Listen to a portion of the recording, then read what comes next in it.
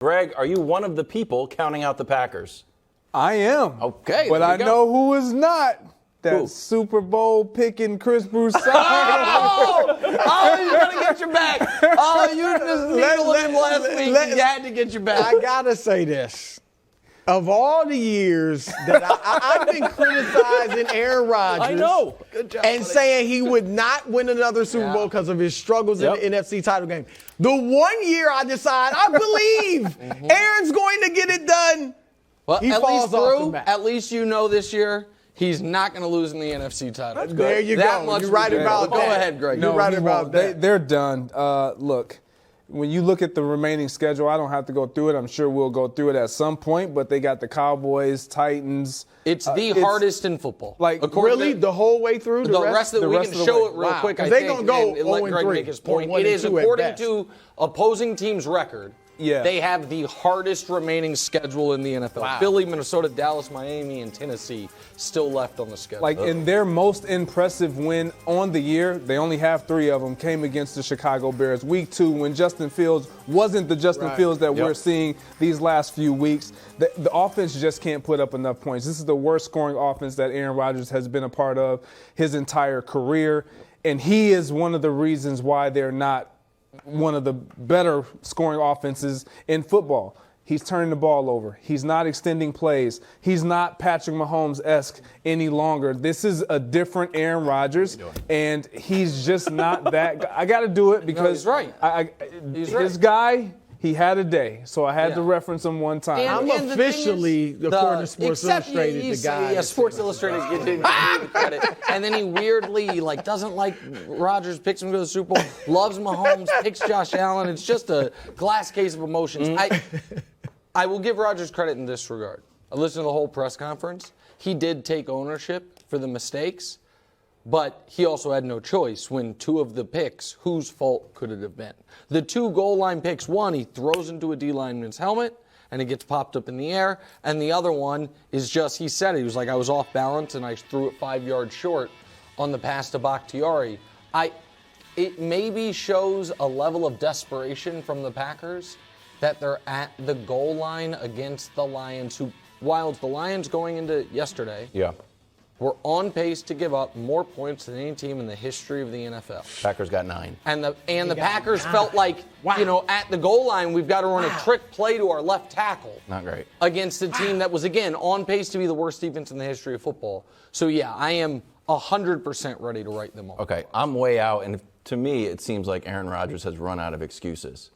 And I don't know if he has to take a little creative writing exercise, maybe like a master class you can do online, because we had Dusty and I grabbed all of the Aaron Rodgers excuses after his losses. We're going to run through them for you now. Week 5, after the loss to the Giants, remember, this is like, hey, none of that losing talk. Remember Jair Alexander, like, don't start with the talk or that. Then you lose again to the Jets, and then you need to simplify things. That didn't work either. So then week 7, you lose to the Commanders. Too many mistakes. This is the famous one, Greg. Hey, start cutting reps. That'll be the answer. Then you lose to the Bills. Hey, nobody feels sorry for us. We just need one to kind of get going. And then you lose to the Lions, and you have to dig deep. So, Brew, 0 for 5 on solutions there from Aaron Rodgers. Do you have a solution? Yeah, I do. And here's how done I am with the Packers. Uh-oh. And here's my solution. And I mean this seriously. They should start looking to trade Aaron Rodgers. This coming off season? Yep.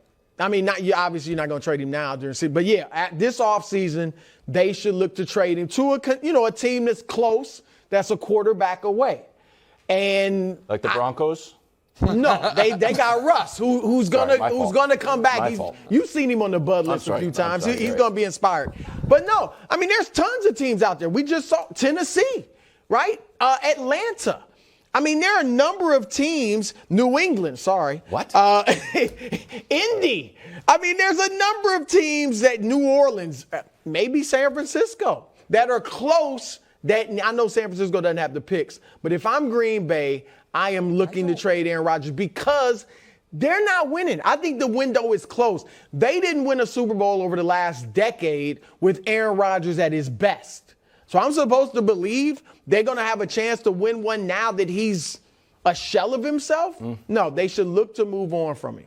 Yeah, I don't disagree with that. Honestly, I wouldn't be surprised if that's something that they explore. I would honestly consider allowing Jordan Love to get some reps. And this is not just it's all Aaron's fault. Right. This is, you're not going to win this year.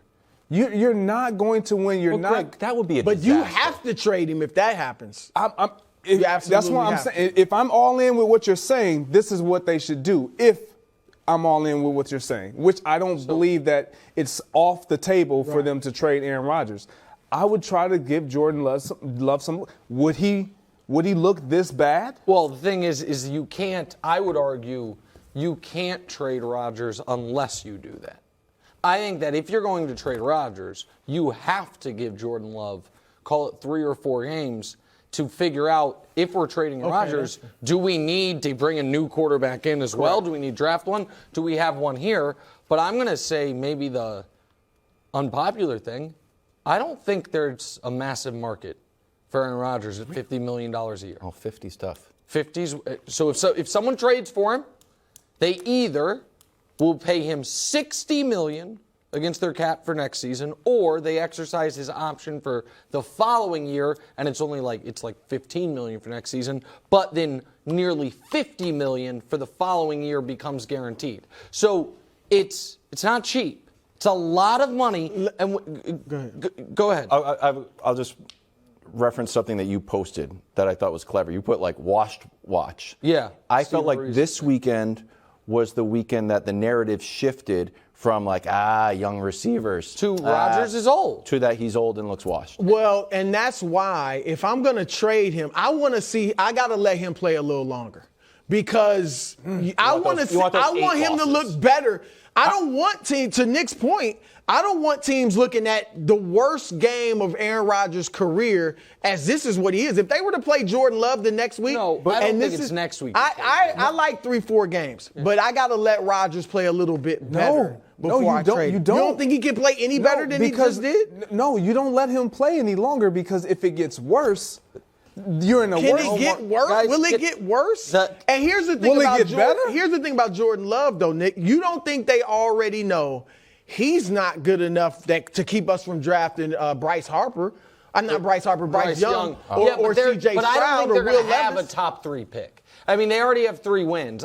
You know what I mean? I don't think they're going to be, no matter what Jordan Love is, if they had a top 3 pick. I think, though, Rodgers' age, call it mercurial nature, and contract, makes him a very difficult guy for someone to trade for, especially when, I'm not trying to take a shot, people looked at what happened with Denver. It's like, okay, that guy's 7 years younger. 6 years younger than Aaron Rodgers. The contract is similar now; it's longer term, but it's a lot of money, and it has not worked at all. And in fact, everybody that gave a quarterback a contract this offseason is like, oh boy, Kyler, Russ, and Aaron. Can we have mulligans on all 3 of those deals? Thanks for watching. Subscribe here to get more from the show and to check out clips from other shows on FS1.